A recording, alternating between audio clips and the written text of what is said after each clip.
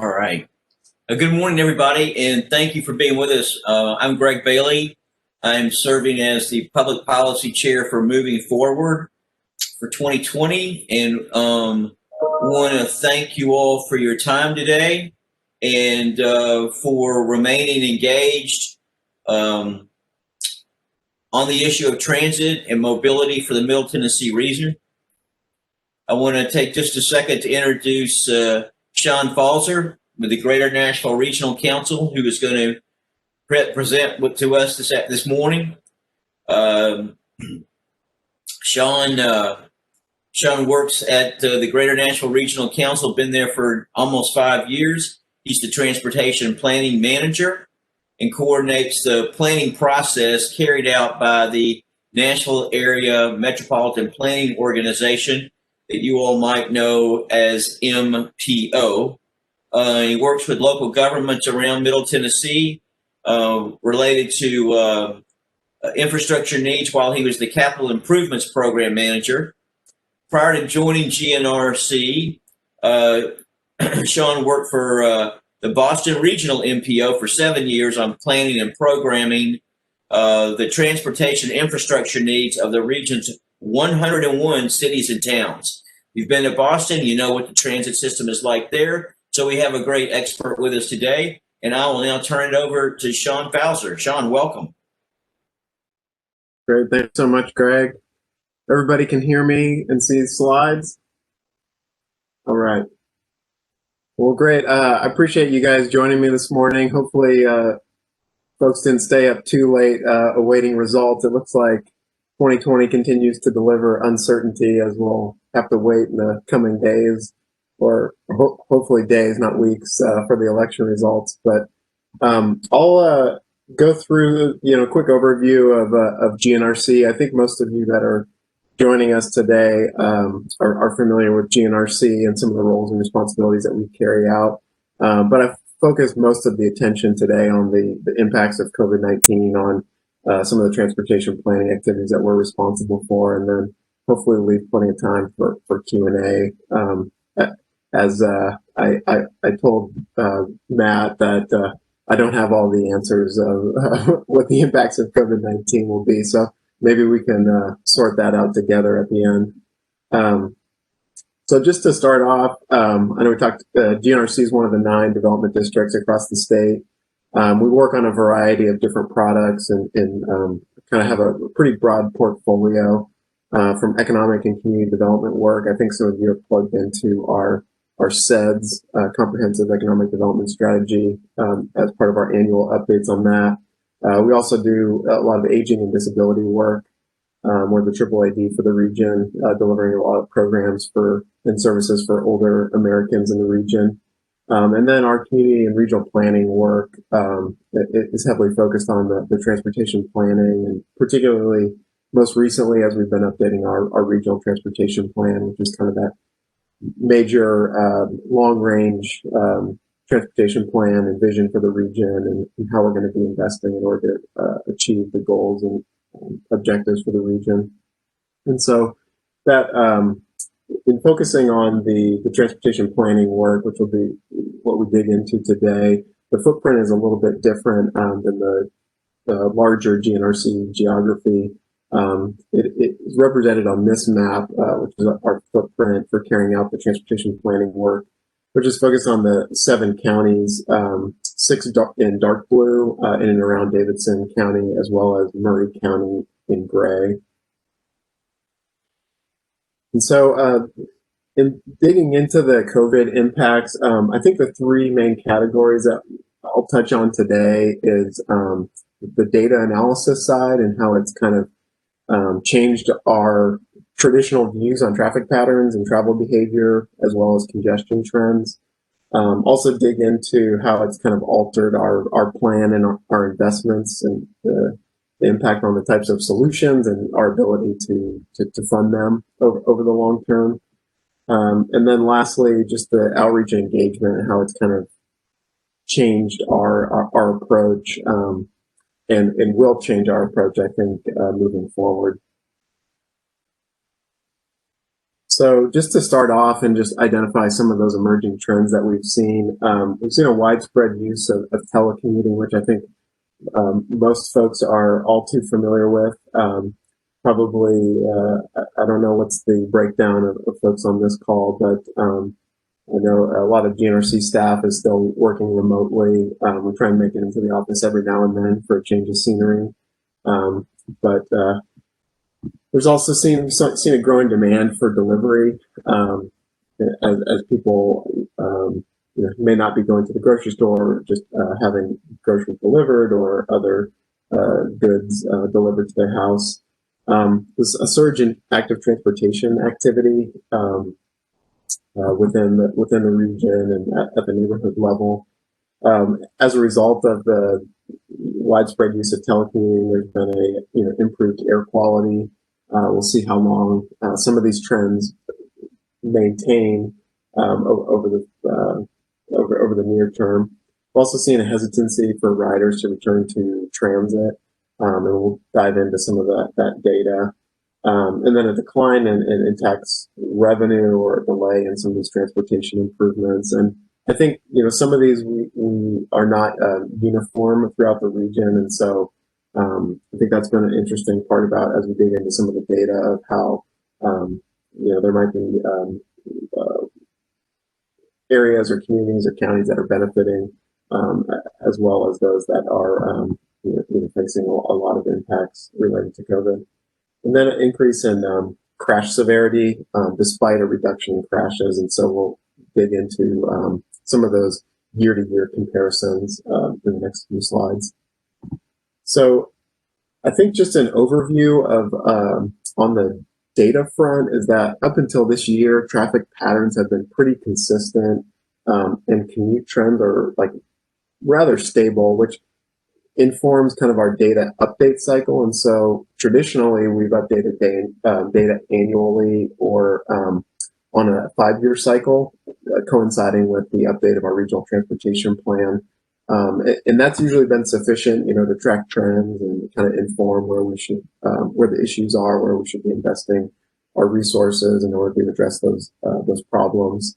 However, the pandemic led to this dramatic change and a widespread shift to working remotely. And so as a result, it's really led to a transformation in the frequency at which we're getting data. I think, the COVID daily updates has a lot to do with that, number of new cases, number of new deaths, but it's also kind of transitioned to the transportation, mobility and speed data side of things as well, where now we've, entities, whether they're governments or even a lot of the data providers have been updating their information on a daily or weekly or monthly update cycle. And so we just typically haven't looked at data in that frequency before. And so some of the interesting trends associated with that I'll go into. And kind of the focus of some of these next few slides that I'll show you is just to present some of those data trends and trying to take a kind of pre-COVID baseline, compare it to April, which is when the stay-at-home orders were in place, particularly within this region, and then kind of focus on a September or some more recent or current data, just to see how we're rebounding. Are we at a new normal? And then we can kind of dig around on that. So one resource that I wanted to showcase, this is the University of Maryland's COVID-19 dashboard. And within here, they have a number of transportation related metrics, but for our baseline in this, we pulled January, looking for something kind of before March. And this looks at the trips per person on a daily basis. And so I think for this region, as well as a number of other areas around the country, 3 to 4 trips per day was pretty common.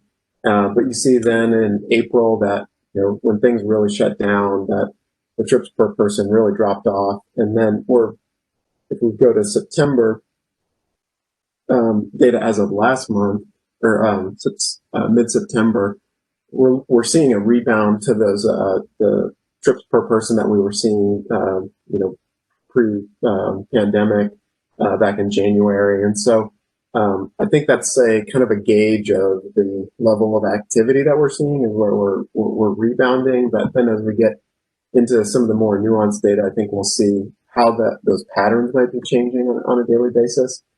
And so that first slide showed kind of nationwide. This is more of a Tennessee focus. And so we see that, once you break it up county by county, you get a little bit more variation across the state where certain counties, particularly Middle Tennessee, really shut down much more so than other counties throughout the state. But we're getting back to where to where we were to pre-COVID levels. Another dashboard that I wanted to mention is one that we actually have up on our website. We have a number of dashboards on GNRC's website. This one captures a lot of COVID-related metrics, but also incorporates the Google mobility reports, which you may have come across up here in the top right-hand corner. And you can pull this information for different states and different counties within Tennessee. But one interesting thing is with the Google mobility reports, it monitors cell phone location data. Probably a little alarming to some that they have this level of data available, but what it helps track is looking at several different destinations, key destinations, kind of how we break down trip purpose in the transportation world, but looking at the time spent at home, at retail and recreation destinations, workplace destinations, as well as transit stations. And I think one of the interesting things from this slide, or just some of the trends that we've seen, is you kind of have to take this with a grain of salt. It's not really definitive, just given the way that they're collecting the data. But I think one thing that it indicates is that we're not. If this is the baseline on the left in March, we saw the large dip in activity at a lot of these destinations, and that we're beginning to rebound. However, the rebound is definitely not back to the baseline activity. And about in midsummer, July, there's almost a plateau or like a leveling out of that rebound. And so I know we've talked a lot about people refer to like the new normal, and I think that's one thing that we're keeping an eye on is, is there a new normal, and like when are we comfortable kind of putting a label on that new normal? And so, be interesting to see over the coming months if this, we're spending less time shopping and recreating. Obviously folks are probably getting more things delivered, less time at transit stations. And I think probably one of the most interesting is less time at workplaces. This one's like still below the transit stations as a return to baseline. And so, how long will this trend kind of continue, or will we see kind of the continue to rebound towards the baseline in the coming months? So the next area I want to focus on is how that then relates to congestion, which is probably of most interest to folks. Nobody, I think, if you ask people in April, they really enjoyed. One aspect that they really enjoyed was that they were able to get anywhere they wanted to go, and the time that in the time that it took them, they didn't have to deal with any congestion, and they would. If it took 15 minutes to get there, it only took 15 minutes to get there. And so kind of looking at this chart on the left-hand side, we see instead of January, we used last September, so September 2019, and then April 2020, and then September 2020 for these three different maps. And I think the comparison, we see a couple of different things. We see multiple aspects of congestion have changed. The congestion is less intense than obviously there's a little bit of noise here in terms of, last September 440 construction was still underway. And so you'll see that, that has had an impact between last September and this September. But then there's also the extent of congestion throughout the interstate system is also less, smaller extent that is indicated in this red color, which we've identified as like more severe congestion. And then one other thing is if you look down below here on this bar chart,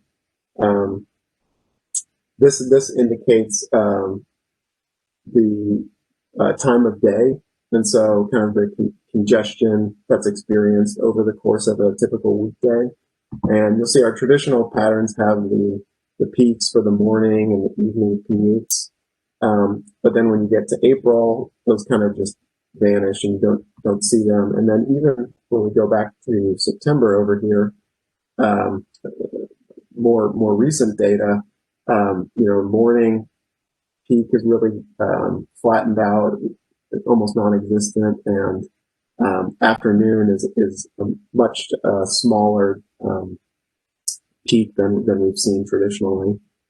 So the next slide, then this one I think should play. Okay, so now you can see, all right, how does congestion change throughout the day across the interstate system? And so as you see that the scroll bar on the left is kind of taking you from, midnight to the morning commute through the midday and then into the afternoon commute. And you can see that, on the left-hand side, we had much greater extent of congestion. You see like down to Smyrna along I-24. Typically in the morning and the evening, you'd see some of that moderate to severe congestion. Whereas in the middle, with the exception of probably the 440 construction, there really wasn't much congestion throughout the weekday. And then now in September 2020, we're starting to get some of that congestion back. It's largely limited to the afternoon. The morning is, really no signs of congestion in the morning peak. And then in the afternoon, really targeted around that inner loop, inner core area, and on the I-24, but not as extensive, not reaching Smyrna anymore. And so I think these are interesting trends that we're seeing, that we're keeping an eye on. Another image that I want to showcase, this is just what they call a congestion scan. So this is focusing on I-24 at Fesslers Lane, which is, one of the notorious bottleneck locations within the region. So on the left-hand side, you see the westbound toward downtown traffic. And then on this side, you see on the right-hand side, you see the eastbound, so the away from downtown. And so same focus here, the September, April, and then September 2020 comparison. And you'll see that, traditionally what we've been dealing with as of last September, pretty severe congestion heading into downtown in the morning. And then, by as of September 2020, more moderate than severe, and definitely not as extensive throughout the entire weekday. And then similarly on the right-hand side, you'd see in the afternoon was significantly worse traditionally, whereas we're not really entering that severe congestion threshold as of September 2020.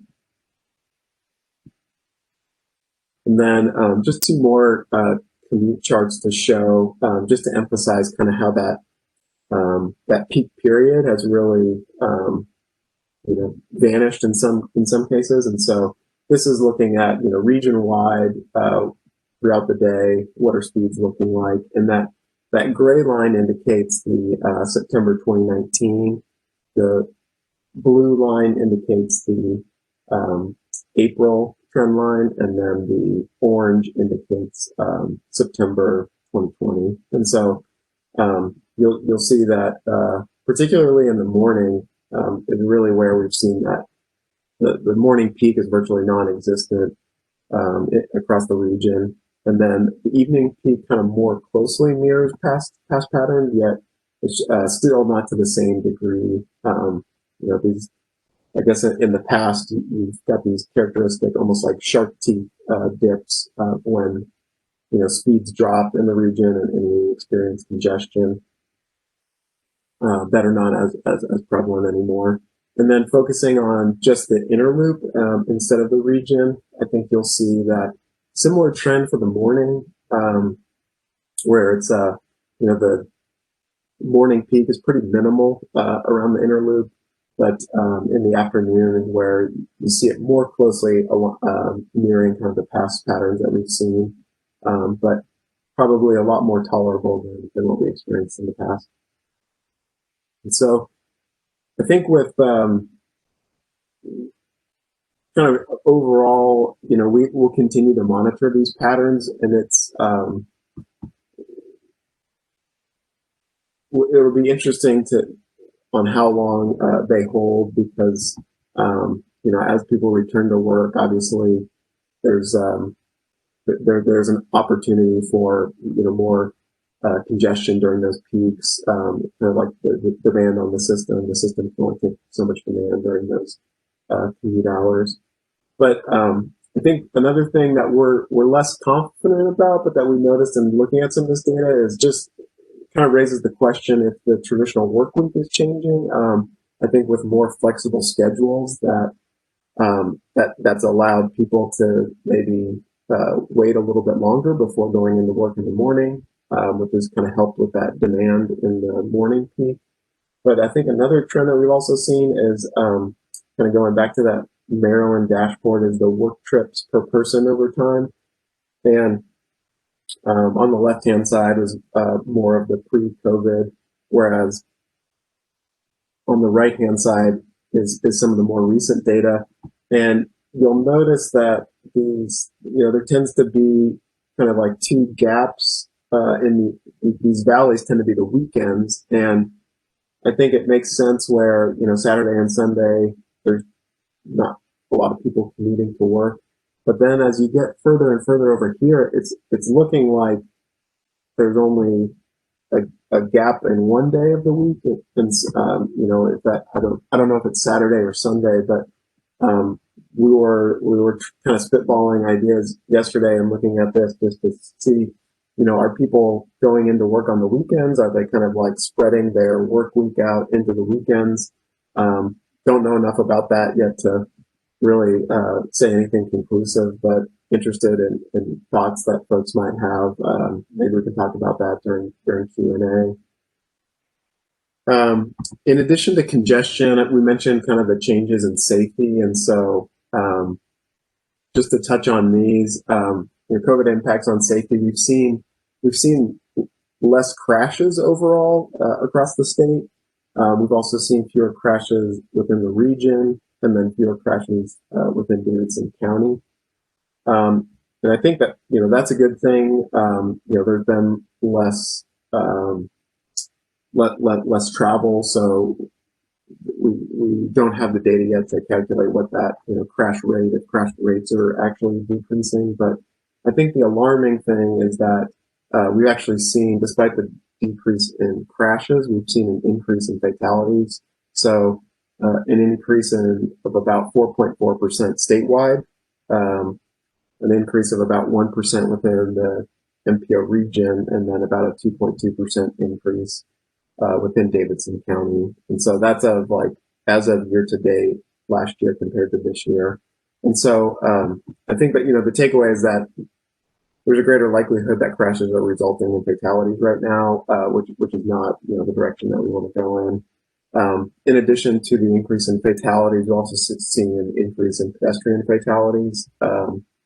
Similar to these trends, it's a 5% increase statewide, a 2% increase in the region, and a 4% 2% increase in the region, and 4% increase in Davidson County. So the pedestrian fatalities are not in the right direction either.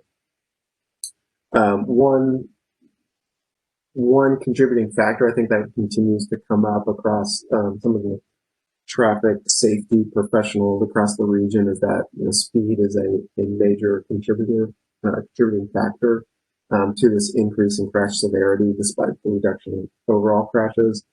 Just as people are able to travel, faster with less congestion on the roads, that has an impact on the severity of crashes. And then just another data point for comparison is that there was in April there was decreases across the state, regional, and county level, and significantly, I think that this region, particularly Davidson County, played a large role in that drop for that month, just given that there was a lot less travel occurring within our region.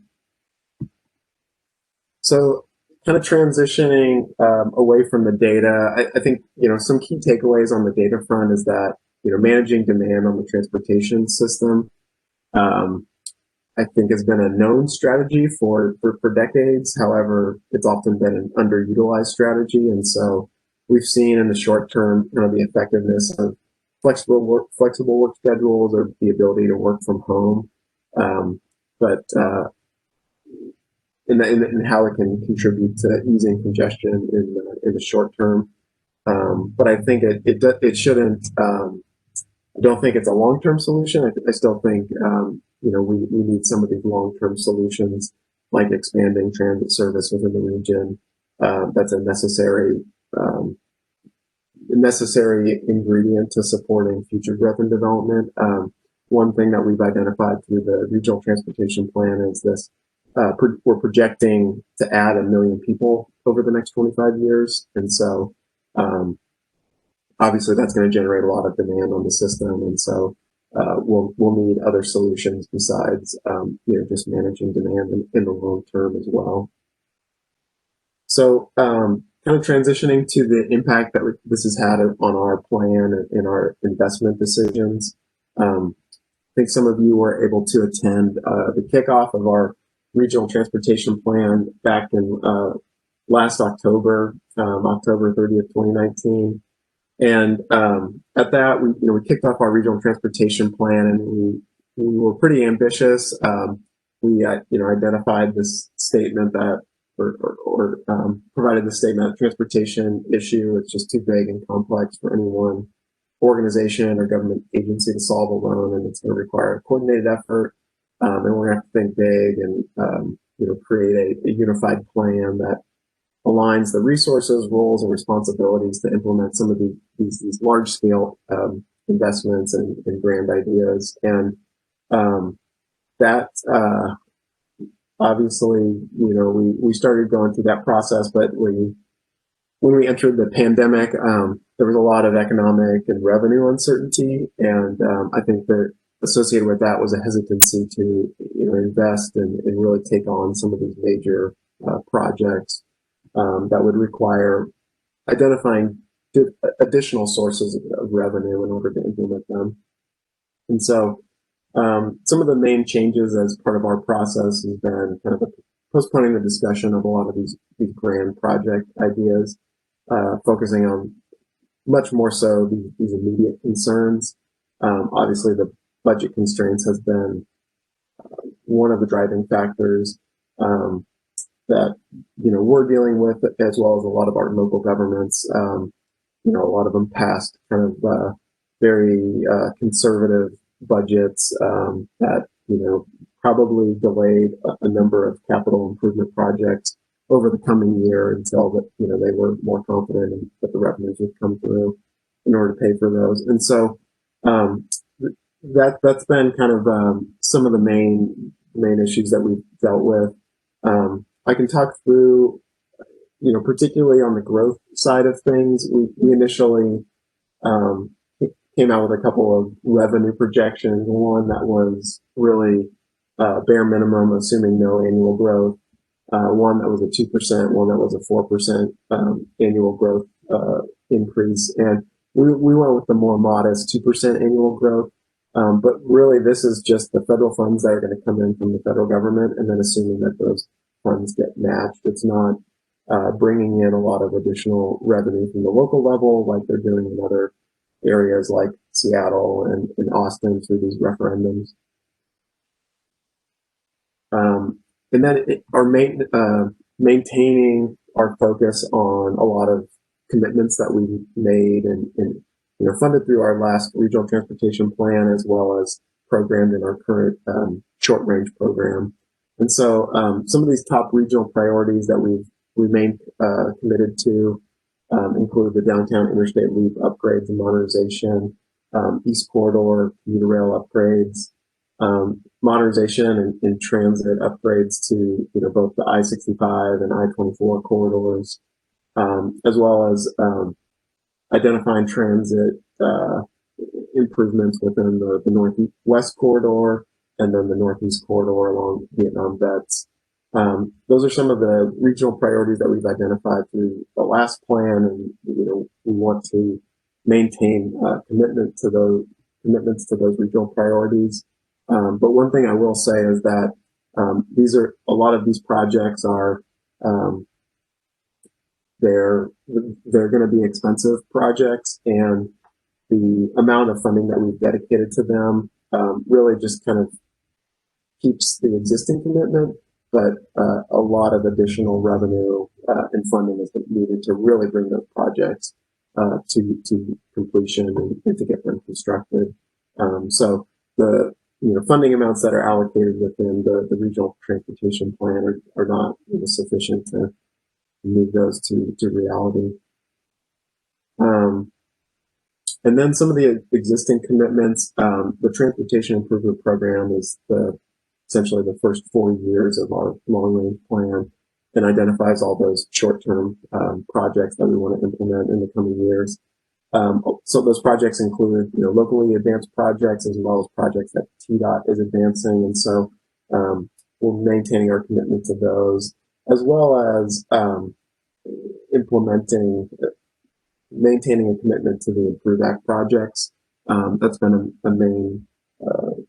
a key change since the update of the last transportation plan, is that a lot of these projects that were identified through the Improve Act legislation remain committed to both TDOT at the state level and the MPOs and the local governments that make up the MPOs, given that they were all instrumental in getting that passed.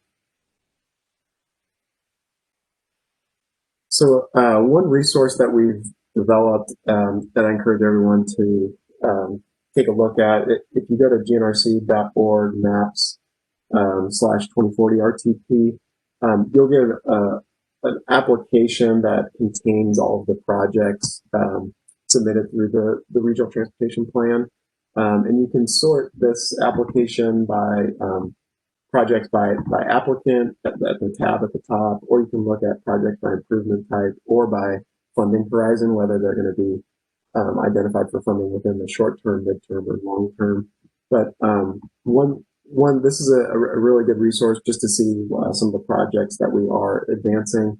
And you can also go over to this layers tab and click on and off some of the different transportation needs that we've identified. So, the congested areas, the areas with high crash locations, or areas where we've identified vulnerable communities, such as seniors, individuals with disabilities, carless households, unemployed or families living in poverty.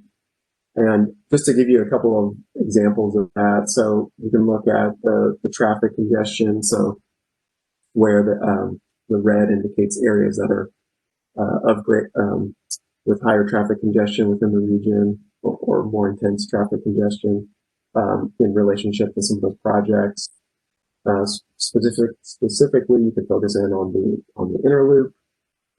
Similarly, we looked at vulnerable communities, which I identified that there's 9 total groups that we looked at, and this layer indicates kind of the how many of those vulnerable populations are located within the region. So the darker areas indicate that there's a greater number of those groups identified within the area.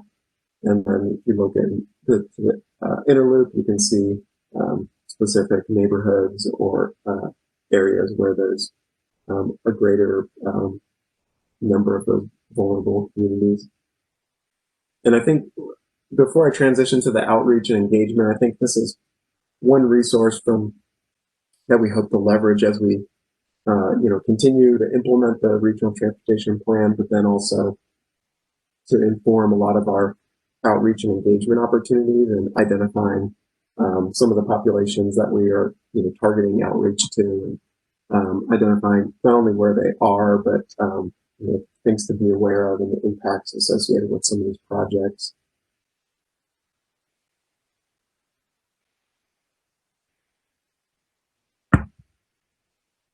So COVID impacts on the outreach and engagement, I think everyone can agree it's probably been a learning experience for all of us on this call to transition to new platforms, new technologies. I know I've seen it in my family from like my first grader learning, how to hop on Teams so that she could do remote learning through school.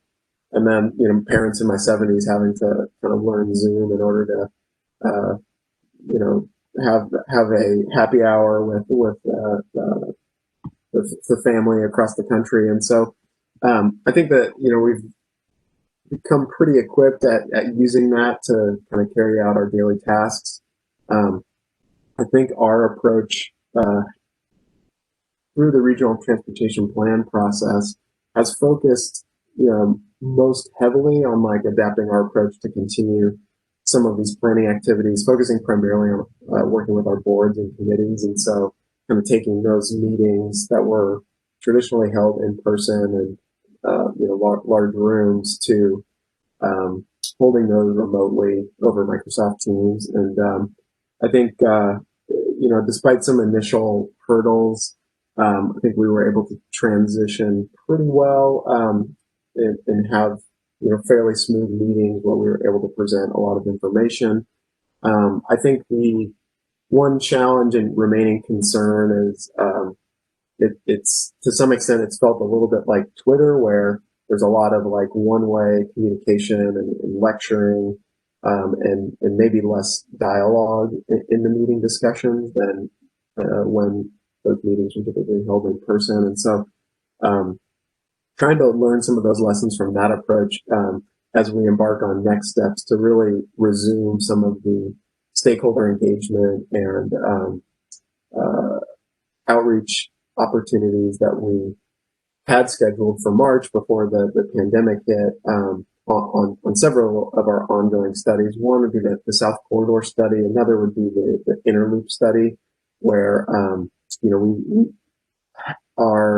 we don't have any scheduled dates yet, but the next step is to present progress on a lot of the technical work, particularly on South Corridor, to share some of the evaluation results of three alternatives for the corridor.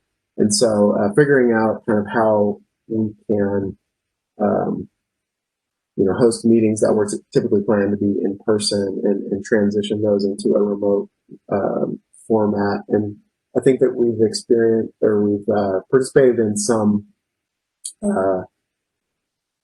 meetings on different platforms that allow kind of larger meetings and then break out into smaller group settings, which we really like, which is one of the formats that we utilize as even in our in-person meetings and outreach events. But I think we're also mindful of the need for some in-person opportunities for folks that aren't able to plug into a remote meeting or a platform, and we recognize that there are some barriers to entry for that, and so we're continuing to work through that. And I think the longer that initially I think the thought was back in March that the pandemic may only last a couple of months and that we'd be able to reboot these activities. But the longer that we've kind of remained in this roller coaster, I guess, of stops and starts, that there's a more of a need to really resume those activities and just figure out adapt our approach in order to make them successful. Similarly with the inner loop, we are focused on it, continuing the engagement with the stakeholders in and around the downtown inner loop for that effort, and I think particularly focused on engaging with some of the equity stakeholders that represent some of those vulnerable populations that we've identified. Obviously, as you see from the map there, a lot of vulnerable populations that in and around the downtown interstate loop that need to be brought into this process and considered as we identify potential alternatives for that. And so I think it's exciting. I think we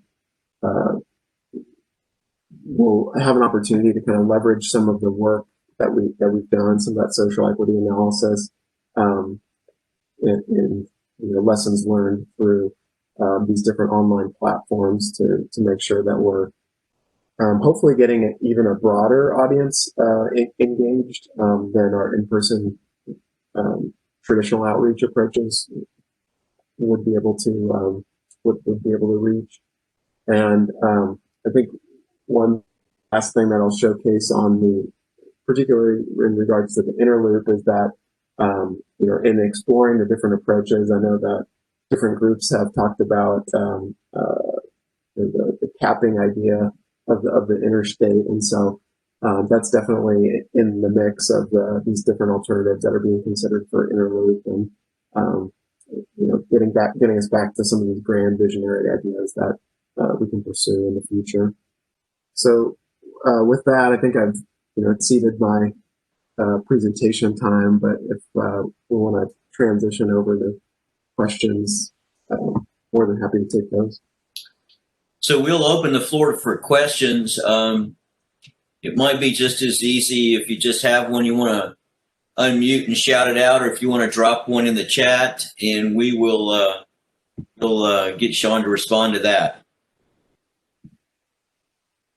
Sure, I have a question. This is Adam. Hey, Sean, thanks for the helpful presentation. You mentioned the assumption that there would be 1 million more people. I don't remember if you mentioned the horizon year or not.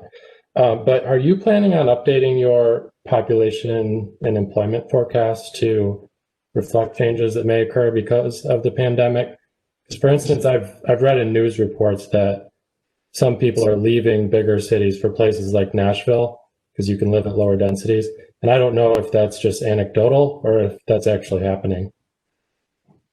Sure. Yeah, that's a good question. And, as part of this 5-year cycle of updating our transportation plan is when we update our population and employment forecasts. And so I think one thing in this process was, we were developing those forecasts and finalizing them in March and April. And so there was, as soon as we developed them, we, had concerns obviously about, is there going to be a recession and what's going to be the impact? I think the way that we've approached it, so those forecasts, the 1 million is out to 2045, so the next 25 years. And I think our approach will continue to monitor that growth, but one, I guess, caveat is that, we still expect to reach that 1 million. It just might be, a little bit sooner or a little bit later than that 2045 horizon. But, as we do the update, that's really what the 5-year update cycle is for, is to kind of recalibrate your forecasts and, utilize recent trends in order to project out into the future. And I think that we've experienced a significant growth, over the last 5 years and the last 10 years, and the trend line of the forecasts have actually been in fairly good alignment with, what's actually happened on the ground. So we hope that continues to play out in the future. Thanks. Other questions for Sean?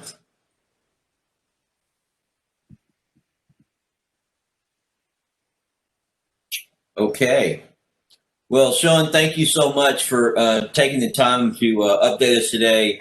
But really appreciate the presentation and the information you presented.